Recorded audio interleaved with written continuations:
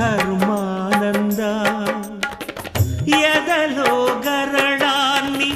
మధుర సుధగా మార్చి నవ్వించుటొక ఆట మోహానంద పసి గణపతి